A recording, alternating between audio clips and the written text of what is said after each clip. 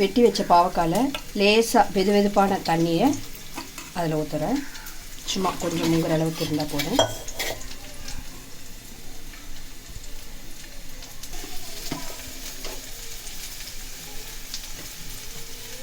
இந்த அளவுக்கு உப்பு இதில் ஆட் பண்ணிக்கிறேன். உப்புல ஊறிச்சுனாக்கா கொஞ்சம் கசப்பு தன்மை போயிடும். பாவக்காயிலையும் கொஞ்சம் உப்பு இறங்கும். 10 நிமிஷமாக இது ஊறிடுச்சு. இப்போ தண்ணியை வடித்து எடுத்து வச்சுக்கலாம்.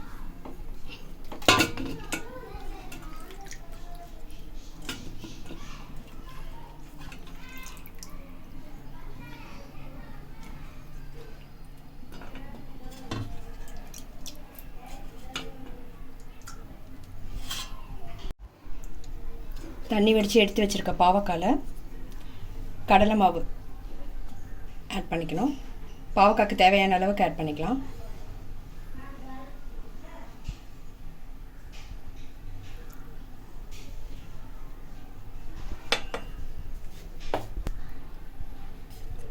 மொறுமொறுப்பாக வரத்துக்காக அரிசி மாவு. நான் அரிசி ஊற வச்சு அரைச்சி எடுத்து வச்சுருக்கேன்.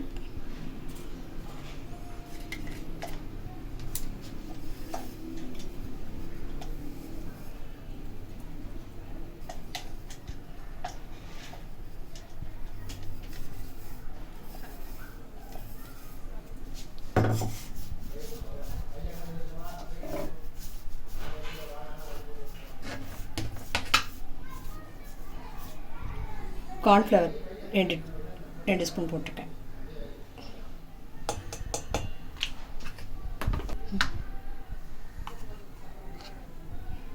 கொஞ்சமாக மஞ்சள் தூள்.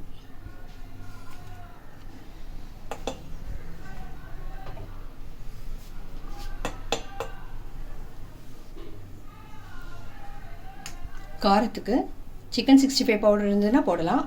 நான் அதுவும் சாதா மிளகாத்தூள் கொஞ்சம் ஆட் பண்ணுறேன்.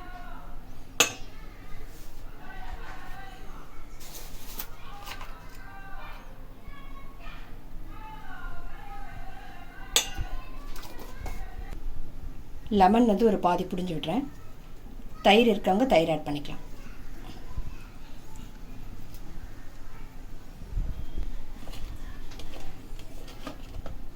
இதில் நான் உப்பு ஆட் பண்ணல. ஏன்னா ஏற்கனவே வந்து பாவக்காயில் உப்பு ஆட் பண்ணியிருக்கோம். கலந்துட்டு தேவையான போட்டுக்கலாம்.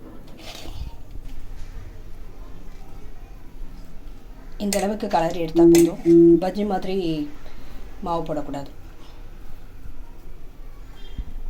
இது அப்படியே 10 நிமிஷத்துக்கு ஊற வச்சிடலாம்.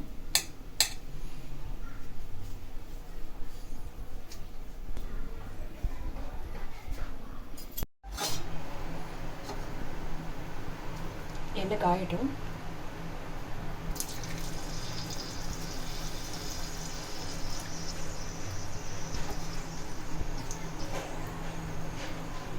எண்ணெய் காஞ்சிருச்சு. இப்போ ஒரு பீஸாக எண்ணெயில் போட்டுடலாம்.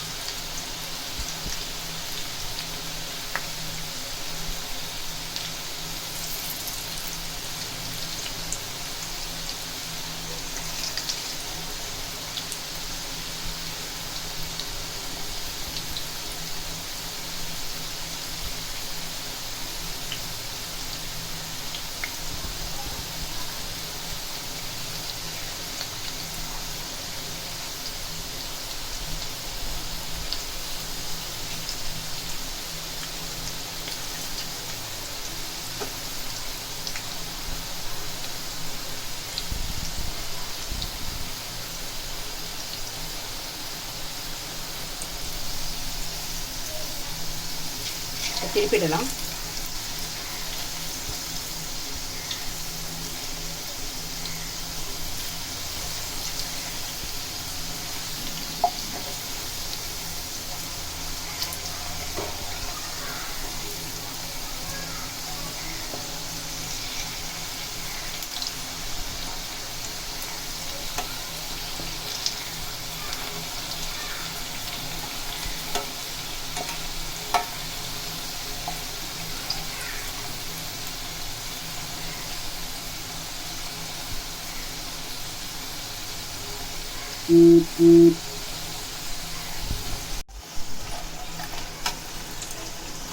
நல்லா ஃப்ரை ஆகிடுச்சு. இந்த ஸ்டேஜில் நம்ம எடுத்துடலாம்.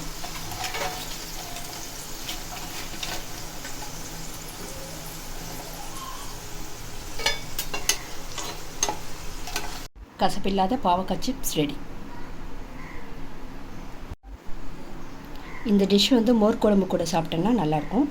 மோர் குழம்பு எப்படி செய்கிறதுன்றதை வந்து நான் அந்த லிங்க்கை வந்து ஷேர் பண்ணுறேன். தேங்க்யூ. இந்த டிஷ் உங்களுக்கு பிடிச்சிருந்ததுன்னா மறக்காமல் லைக் பண்ணுங்கள், ஷேர் பண்ணுங்கள், சப்ஸ்கிரைப் பண்ணுங்கள். தேங்க்யூ.